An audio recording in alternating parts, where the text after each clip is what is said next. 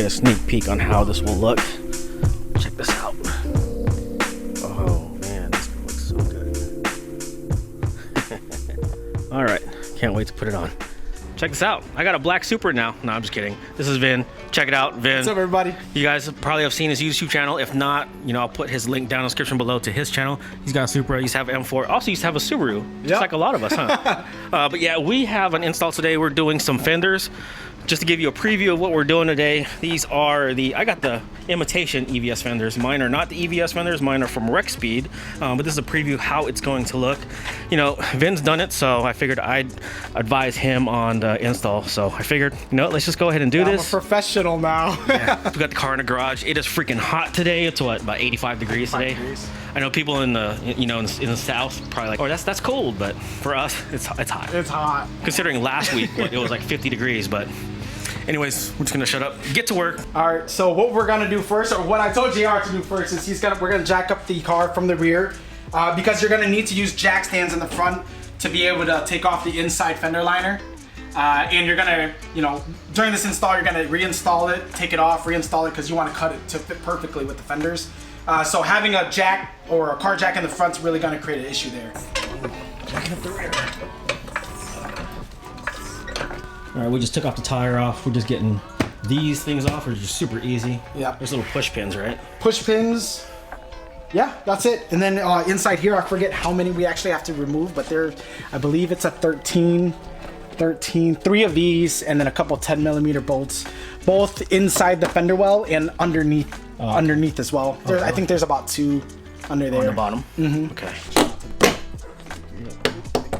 I'm guilty. I lost one of those during my installs. I actually came here just so I can steal yours. And then I'm gonna go ahead. I'll remove the other side. Yeah. We need to remove this side first, so okay. JR will do that. I'll do the other side, and then we can work on taking off this fender. I forgot one more right there. You forgot one? Yeah, right here. Okay.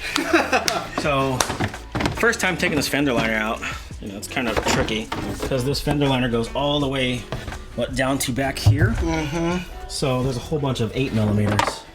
And I forgot one. Oh, there it is. I see it. Puzzle. All right, got the fender liner out. There's like, I don't know how many 8mm that are in there, but just take a look. You'll find them if you do this install. Kind of a pain. I'm already sweating real. So this side is the harder side, only because I think we got the windshield washer fluid or reservoir in there. What do we do next? 10mm, I'm assuming, or 8. We're gonna remove the top 2. The front side, you have to loosen it from underneath. So once we remove these 2, let's say they're 10mm bolts, we're gonna go ahead and drop the reservoir because we need to make space behind the reservoir to reach these last 2 10mm bolts back there. My advice is you zip tie it to an existing bracket so that the reservoir actually doesn't spill. I had almost half of it spill out, and then I realized, so I zip tied it up to make sure that it doesn't lean over.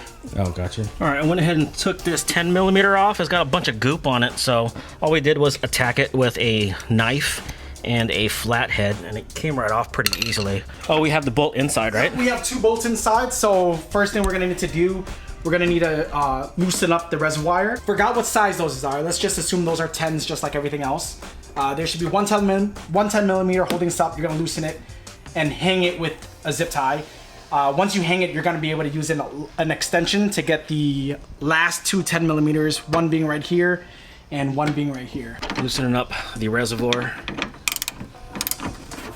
Yep, it is a 10mm. Yeah. Sorry for the shaky cam, guys. It's just freaking hot, man. And then it is hot today. No. You know, I'm no longer acclimatized to really hot weather anymore, but it is what it is. All right, so now that we have the reservoir loose, you can pull this back a little bit. You're gonna be able to fit an extension directly straight through to get that, JR, you see that top 10mm bolt? But at the very top, you're gonna see that 10mm bolt in white. Yeah. And there's gonna be one more on the bottom, but it's gonna be facing away from you. Okay. So once we remove those 10mm bolts, you're gonna go ahead and pull out this black plastic liner, which is just a couple clips that you clip and push through. Say it again. You see how over here the reservoir is actually held in by, I want to say it's a little bracket that you just pull it out of. Get focus on the camera. Yeah, it's such a tight spot. Yeah. There you go. Okay. There you go. So see, now that I popped it off, you can much see more that 10 room. millimeter so good. Much more room. Yeah, I won't focus on there. So that's the first 10. Not super focused, but you can kind of get it. Try to make what we're doing. Zip ties. What are we gonna do with the zip ties, bro? We're gonna zip tie the reservoir to this bracket here, so we don't have to worry about it spilling. And we want it loose enough. We don't want it attached to the bracket because then you won't have enough space to work on back here.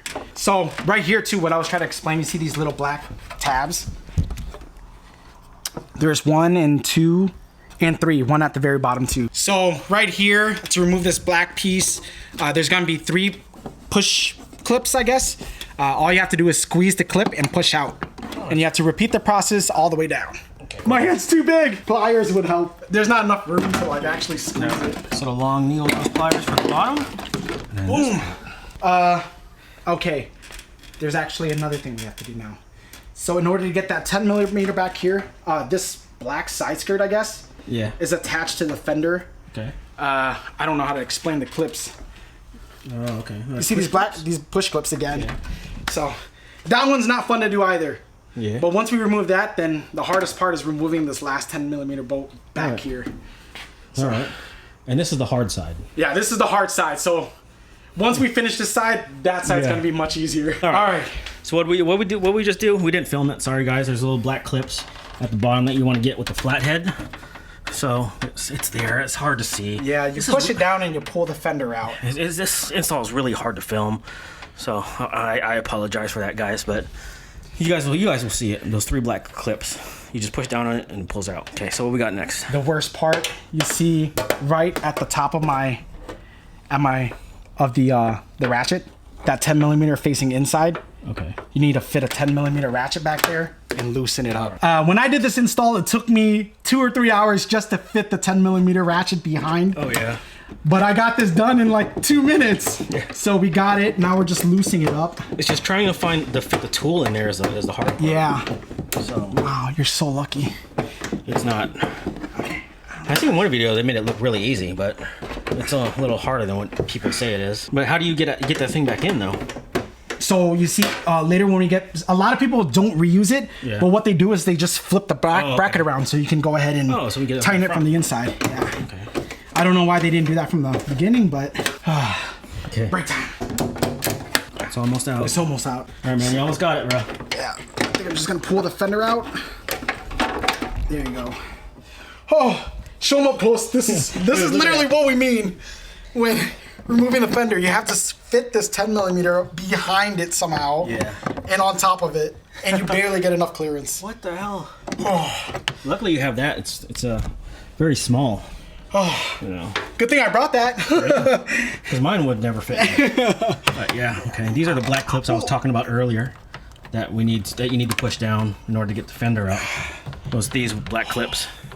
So just push down with the flathead and pull it apart. Yeah, and then pull it out.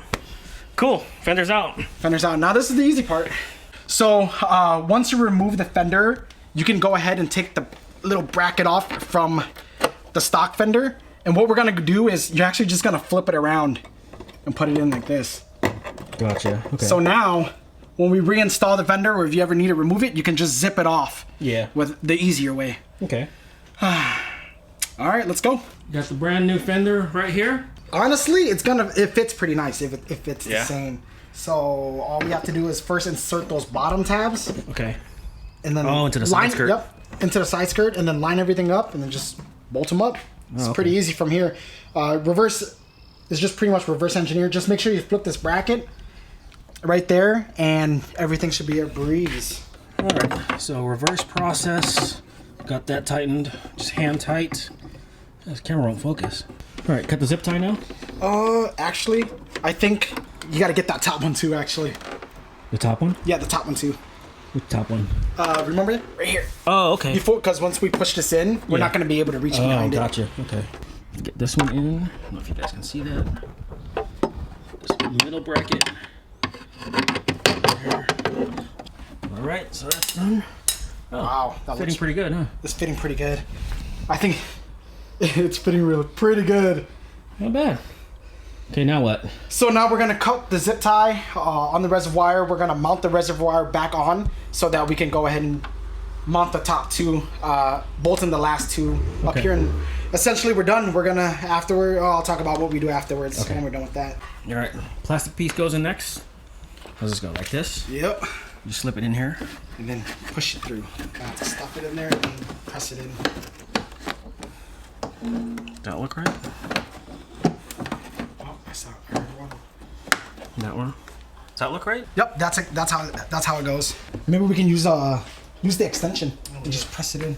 All right, kind of struggled getting the water or washer reservoir put in there. So we struggled with that a little bit.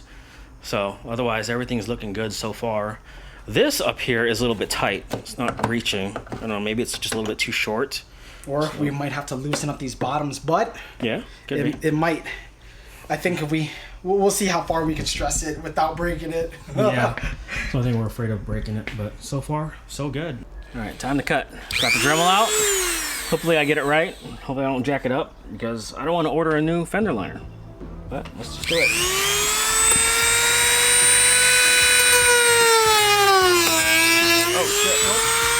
You want to explain what we just had to do? Yeah, so you want to put this little rubber door piece, little garnish thingamabob on, whatever you call it, before you tighten everything down. Don't make the mistake that we did.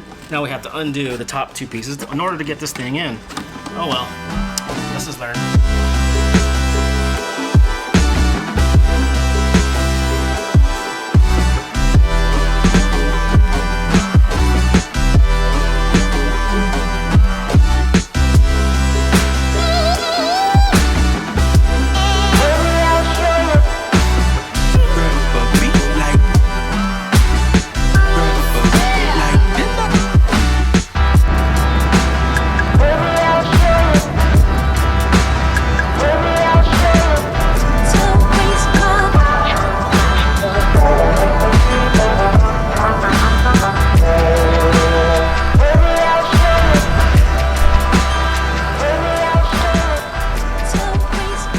Out here enjoying the wonderful views. Supra is looking fresh, a little bit dirty, but it is what it is. You got the water, you got the hills, you got the bridge behind us. Just out here, just enjoying life for what it is. But check it out. We did attend a performance event. That's why the car is a little bit dirty. I know you can't tell on camera, but trust me, it is dirty. If you're not following me on Instagram, you probably have seen a quick preview of that performance event. Super duper fun.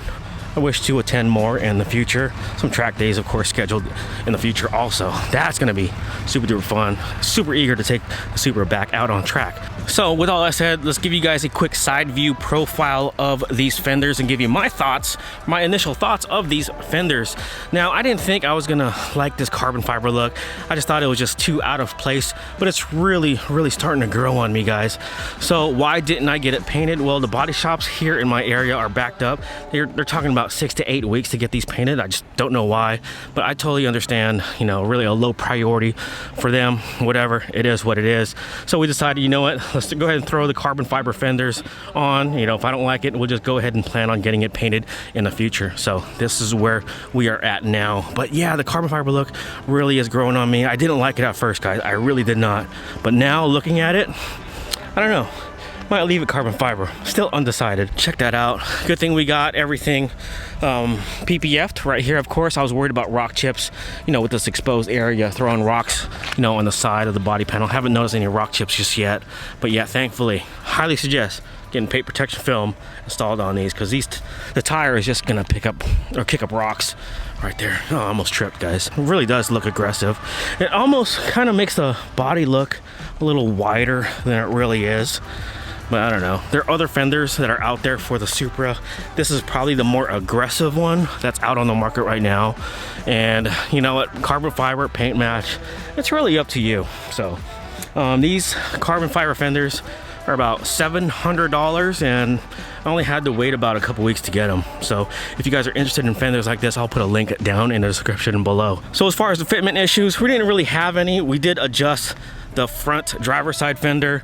We did get to close up this gap because this gap was massive when we first installed it. And now we were able to close up that gap to a much more respectable level. Let me show you guys the passenger side. The passenger side, we haven't touched at all. And the gap on that is absolutely atrocious. So no big deal, quite positive we can get that fixed. So right here, pretty much minimal gap. And once you get to the front, I can stick my whole finger almost in there, but easy fix. Just need some time to go ahead and do it, but I'll do that off camera. So there it is, carbon fiber fenders from Rexpeed. Like I said, if you're interested, I'll put a link down in the description below. And like I said before, that look is really, really growing on me. Just love how aggressive it looks. But wait, there is more. For the 5 of you that are still watching this far into the video, I really, really do appreciate it, but the rumor is true. I don't know when you guys are seeing this, but I'm either in the process of buying a new car or already bought a new car.